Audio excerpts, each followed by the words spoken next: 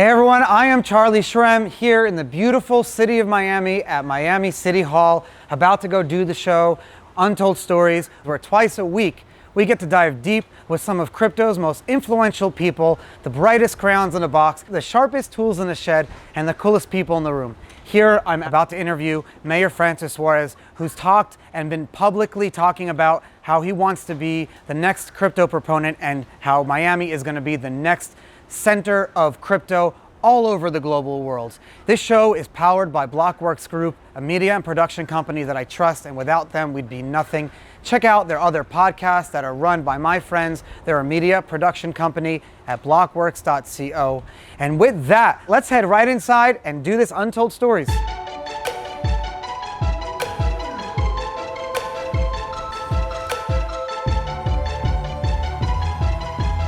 Mayor Suarez, thank you so much for coming on the show today. Thank you, Charlie. It's an honor to be with you. Thanks a lot. I appreciate it. Really, you're one of my favorite few people to follow on Twitter because, that enthusiasm, that energy and excitement, and then you're meeting all of our friends and all the people and convincing them to move down here. I said, I have to meet this guy because usually people that are in public service have the hardest jobs because you have to first work, manage a city. Sure. Especially the job of the mayor. I was telling my mother-in-law this morning, the job of the mayor is the hardest, and then you have to also be like an ambassador to the rest of the world. Sure. And you chose to do that for crypto. But your story and your history is so awesome too. You come from a family of mayors. Your father was a mayor, and you actually ran the first time, and you talked about how when you ran the first time and you lost, you were the underdog, and Yep. And then when you won the second time, you said it was inevitable, and I think there was 88% or 86% support. What was the first time that you introduced yourself to someone as a mayor? And what was that like? I think it must have been the night that I won, and I remember, it's interesting because the way our vote system works is all of what they call absentee ballots or early ballots are counted, and early votes are counted at the same time. So I just remember the moment that the polls close at 7, and then at 7:15 you get the first results. And I knew I had a very good chance of obviously winning by large margin. So I just remember refreshing the page, and boom, it comes out. And the number just sort of hit me with this immense joy, but weight. Yeah. Right. And then I went out there. I came out to U2's A Beautiful Day. That's how I gave my first speech. But I didn't swear in until 2 weeks later. So I wasn't officially the mayor until 2 weeks later. And it was interesting because we did it outside, which was very unusual. We'd never done a swearing-in ceremony outside. And my wife was an event planner, had never missed a rain call. And it literally rained right in the middle of my speech. Oh. And, and then I thought to myself almost instantly, there's got to be a reason. And it happens for a reason. And what I have up there, which I'll show you in my city hall, in my executive office, is I have a picture of that speech with a rainbow behind it. And so for me, it was very, at first it taught me, just when you think God is not there for you, he is actually present, physically in a manifestation. And secondly, life is about perspective. In that moment, I thought, oh my God, the world's coming to an end. All this work is so embarrassing, whatever. And what I realized is, after looking at it after 3 years, now I just crossed my 3-year threshold, and I look back at that picture and I think to myself, it's so beautiful. You know what I mean? Such a beautiful picture. And so what has happened is that the moment of difficulty and despair is gone, and this moment of absolute beauty is what remains. And so to me, it's a lesson of life is about perspective. Sometimes things are tough. You're going through tough times. But when you look back on it years later, oftentimes you realize it's a lesson. And secondly, it just looks much more beautiful. My listeners are brilliant people, and they love learning from other brilliant people. You're a leader, and you've been doing public service for 10 years. Can you talk about perspective? What type of perspective or lessons have you learned over all this time that you can give us in the crypto community? We were all still are just a bunch of kids starting this thing in our parents' basements, and now we're leaders of an industry, of a revolution, of an evolution, a lot of people say. What advice can you give us? I think, and I still consider myself a kid, I'm 43, so I think I'm pretty young for a mayor. 43? 43, yeah. I thought you were my age. Thanks, man. 31. I appreciate it. I'll remember that. I think the one thing is, first of all, you don't get to live yesterday twice. So that's incredibly important. I think we all have a responsibility. We were talking a little bit about how I got into politics, being a homeowners association. So what you've done and what people that are in the crypto community have done, they've created a tremendous amount of wealth in many cases for themselves. And with that comes a tremendous responsibility. And I think what I've found, which is interesting, is the people that I've met in the crypto community are very thoughtful. They're very conscientious. They understand that there is a social role to wealth, right? It's wonderful to be able to do whatever you want, whenever you want, however you want. But it's also important that we leave a mark. And so that was kind of to your point where you said we were sort of programmed with the DNA of leaving the world better than what we found it. I never heard anyone say that there's a social responsibility to wealth, and I completely agree with that. But I never really thought about it, and nowadays it seems like a lot of people are veering in the opposite direction. That's enlightening, and I completely agree with that. We talk about the coronavirus and everything that's been going on before, and sure. We don't know what type of federal funding or state funding or whatever will happen. A lot of people, like you said, are getting foreclosed, and it's a really, really scary times. I almost wonder, is it because people who got into crypto got into it not for the money, more to change the world, and then a lot of them did come into money, that social responsibility is more felt? I don't know. I think when you're young, particularly too, and you have resources, there's an idealism, hopefully, that comes along with that. There's maybe a thought that we can still, as I was telling you, to quote Steve Jobs, quoting Vivek, who was here last week, we can still make a dent in the universe. And I think we're foolish enough maybe to think that we can still make a huge difference. And so I think that's also really important because if you don't believe that, you're never going to take any steps to make that a reality. Let's talk about Miami for a second. And it's a little bit cool outside, but it's an amazing city. And I've been coming here since my grandparents had their place up in Hallandale. Everyone's been coming to Florida since they were a kid. And it's changed. It's gotten bigger. The city of Miami, we were just looking at this map. I didn't realize how big the city was. And it's the skyline. You can't see. You used to be able to see it. It's immense. The infrastructure, the traffic has gotten so, not that it was super bad, but it's gotten so much better. I see new bridges and everything. So the city is growing with the people that are coming here. And you have a lot of entrepreneurs who are used to remote work and everything like that. So now you're representing the city and all these tech. It's not just crypto. You're going after the whole tech space. The whole world is moving up. Hundreds, millions of people. What are the biggest things that Miami, but also Greater Florida, needs to do in the next 5 years to maintain that excitement and that everyone wants to stay here and grow, and Florida will be the next Silicon, California and New York in one? Well, I think what we have to do is a few things. One is we have to continue to excel in tax policy. We have some of the lowest taxes. We have no state income tax, no local income tax. Under my leadership in the city, we have the second lowest property tax rate since the 1960s. So we have to stay on the vanguard of tax policy. I think we have to be welcoming. One of the things that, it sounds so simple, but what's incredible about tech is, first of all, it's the economy of today and tomorrow, but it's the most brilliant people in the world, and they're creating high-paying jobs. And so from my perspective, income inequality is the challenge of our generation. It's what we're gonna grapple with. But I agree with that. But I don't believe that government is a solution to that. And I think, my parents came from Cuba. It's a communist country. It was an incredibly prosperous country before communism. Venezuela, another communist country where it was the second wealthiest country in America, and now 90% of its citizens live below the poverty level. For me, it's innovation, it's public-private partnerships, it's innovators that are really going to make the difference and create equity and try to solve some of the social problems that we have, not government. But there has to be a balance too. It's not public-private partnerships is the perfect way to describe it, and I agree with that. Cuba and Venezuela are a perfect example where it just became 100% public, and your family came here. All our families came here, and they all had to become what they ended up becoming, and they were lucky that a middle class existed back then. Yep. It's sad.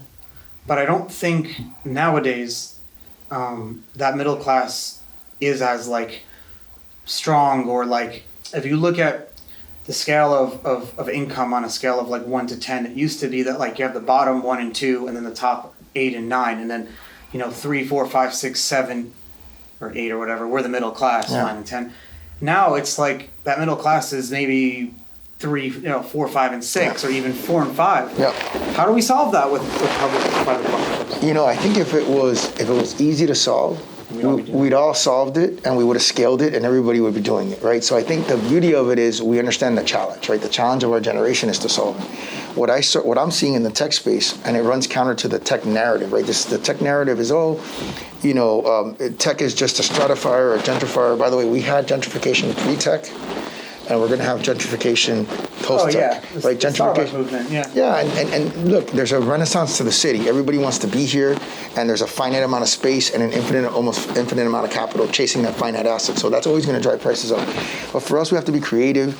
We're doing a lot of public-private partnerships in the space of affordable housing. Sure. We're focusing a lot on education, because I think education is a great equalizer in terms of having kids that have the 3 basic things that you need to be successful in the modern-day economy: broadband access, digital tools, and educational curriculum, making sure that they have that they're learning coding as a second language, that they're doing things that once they graduate from high school, they're going to be able to compete in the economy that currently exists. Hey guys, it's Charlie, and remember that time we interviewed Anthony Trenchev from NEXO Finance? Well, they are on a roll right now, offering 5.9% APR on your crypto credit. You'll be able to borrow at less than 6% on some of your crypto. They got a savings account that's offering 12% interest a year, and now they have an integrated exchange so you can trade between all your cryptos without ever leaving their integrated wallet. It's so amazing. Make sure you check it out at nexo.io and start earning interest, start managing your assets, because crypto banking just got real with NEXO. I love that. That's awesome. I love NEXO. It's such a great company. All right, guys. So with a pretty crazy, chaotic year behind us, we've got 200 reasons to put your Bitcoin to the test, courtesy of my friends at Bitcasino. And I've gotten you an amazing, amazing offer. You have to go to bitcasino.io/Shrem to get it. But all you have to do is wager 5 MBTC, small amount, wager 5 MBTC or more on Bitcasino on any slot, and you get 200 free spins to their Legacy of Dead game. You get 200 free spins, 200 spins to win more money for free. And all you have to do is do one slot bet. I love these guys. Bitcasino was ahead of the crypto game before that game even got going. The original Bitcoin-led online gaming destination. They really, really, really pushed and to continue to set the standard for fun, fast, and fair gameplay. Because you have the blockchain, you might as well be fair and transparent while you're at it. Deposit, wager, and withdraw in Bitcoin, Ethereum, TRON, LiteCoin, so many cryptos, all in real time, all the time with Bitcasino. Moving right along. American Council of Mayors. U.S. Conference of Mayors, yeah. What's that like? It's amazing. I've been very blessed in a very short period of time. I've only been mayor for 3 years. I'm going to be the president of all the mayors nationally in potentially January, as early as January of this year. And it's a very humbling experience to think that a 500-plus member mayors from both parties, that they've chosen me, a pretty young guy, wow, to be able to lead that organization. It's an overwhelming and awe-inspiring responsibility. It's such an interesting group of people because, you talk about that job as mayor, and it's almost like as a child, you don't really understand what other political roles are, but everyone knows the mayor. Yep. It's like that job. And you ever see that movie where the president comes to town and he runs for mayor? I forget the name of that movie. And I really, really love that movie. I'll tell you a funny quote. So the mayor of Pittsburgh is a friend, a guy named Bill Peduto. And he said, in America, there's 3 parties. He said there's Republicans, there's Democrats, and there's mayors, And I think there's a truth to that, which is we look at the world differently. And how do we look at the world? We look at the world as problem solution. We don't look at the world as, okay, I'm a Republican, so I must think this way, or I'm a Democrat, so I must think this way, and then that's how I sort of attack the problem. No, we look at it as there's a problem. Flooding, we gotta have a solution, right? There's a problem. Crime, we gotta have a solution. Homelessness, we gotta have a solution. So it decouples us from things that constrain our thinking and that constrain our problem-solving ability. And I think that's why we're so successful, and that's why I think so many Americans look to leadership from mayors. Do you think that now, because of coronavirus and the world became so localized, we didn't look at our presidents or our governors even, or even our county commissioners. We looked at our city commissioners and our mayors for guidance, for our mask ordinances, for, how can we be healthy, for the hospitals. Even now, vaccination programs became hyper localized type of political office. Do you see that role changing, and post a COVID world, will that role be the same now? There is no doubt that COVID created this sort of ascendancy of the mayor and the mayor's role nationally. When I got COVID on March 12th, I was the first person in Dade County to actually be diagnosed with COVID, to test positive. I've done since then about 250 national interviews in 1 year. So it's been an incredible opportunity to really demonstrate what mayors are capable of. So I do think that mayors are going to take a more prominent role. If you look at the last presidential election, Mayor Pete Buttigieg, who's now going to be the Secretary of Transportation, played a very prominent role. That's so cool. What's that? It's just yeah, so cool. It is. He's a mayor of a small city, by the way. Are you running for president? Mayor of a small city, South Bend. Yeah. Nothing against South Bend; it's a great city, but. It's just amazing how a mayor can get that kind of platform and get that kind of traction. By the way, there was multiple mayors that ran. Cory Booker was a former mayor. Julian Castro was a former mayor. Sure. Of course, Mayor de Blasio ran as well. So, there was a lot of people that were running that were mayors. Oh, so yes, and he's a senator now, Senator Booker, right? Yep. Yeah. I remember because I grew up in New York, and he was a big part of our lives as the mayor of Newark, and really amazing person. The whole crypto scene is growing by leaps and bounds. But you were a crypto guy before it really took off. I've been a crypto guy since the beginning. I believe in the sort of the underpinnings of it, the mathematics behind it. I'm fascinated by the way that it came about. I posted the Satoshi white paper. I think I was the first U.S. government to post a Satoshi white paper. I think Estonia beat me by a little bit. Yeah. But it was incredible. The crypto community is so robust, it's so strong, it's so active, it's so plugged in. And what I'll tell you about the tech/crypto community is it's positive. In today's day and age, where everybody's negative, everybody's nasty, particularly on social media, to be a public official and to actually get compliments and people like excited about what you're doing, it's so invigorating. It makes you want to work harder. It makes you want to push. It's like direct access to everyone. Absolutely. You're using Twitter for one of the reasons that it was intended for, which is great, and what we all like to use it for. It's so crazy to hear you say that like you believe in the whole mathematical underpinnings of it, because I like you, I love math, and I geek out on that stuff. And I really was so excited to see an email yesterday from this Bitcoin 2020, which is now Bitcoin 2021, Tony Hawk and everyone. He was building a halving pipe over there, and that's right. Coming here now. That's right. And there's a lot of people that really I want to thank for that. There are a lot of people in this space that are listening and watching to this show that really have been pushing the bounds and really doing the job that a lot of the early people were doing. And so I just want to thank all of you guys. I want to thank you, Mr. Mayor. Thank you so much for coming on the show. But really, forget that. Thank you for what you're doing. Every time you write a tweet, or you're willing to have a meeting with someone like me, or welcome people down to your amazing, beautiful city, it really shows me that the world is changing, and we're living in a better place now. So thank you. And we're not stopping. We're hoping this year to be able to unveil some initiatives that we think are very forward thinking, like paying our employees a percentage of their salary in crypto. Oh, that's like the NFL just did, of accepting taxes and fees in crypto, and even potentially investing a portion of our treasury there. So we're looking at all those things very seriously. We're looking at Wyoming's laws to make sure that we're as crypto friendly and blockchain friendly a state as any state. We don't want to lose because somebody has more favorable regulations. Those are things to your other question. So Wyoming did a good job fast because they didn't really have much else going on at the time. I'm just joking. But they were a perfect place to start. Florida is different because you have a lot of people here, there's a lot of money here, Yep. a lot of people are moving here, and the weather's amazing. What type of regulations do you see that can be pushed through? Do you see the ability for creating like crypto chartered banks potentially, or the local security regulations and things like that? How can they be more welcoming to us crypto companies? I think all that should be considered. I don't see why it wouldn't be, frankly. I think, whether it be from creating exchanges to chartered banks to all the things, being able to perfect the security interest so you can borrow money against your crypto account. Yeah, that's a big thing too. It's a big thing. Anything that it can be done in the regular financial institutions should be doable in crypto. Those are very localized laws too. So I didn't realize that states have their own They do. insurance Blue skies, commissioner yeah. and everything. So now, you could potentially see the first crypto-backed mortgage in Miami. Absolutely.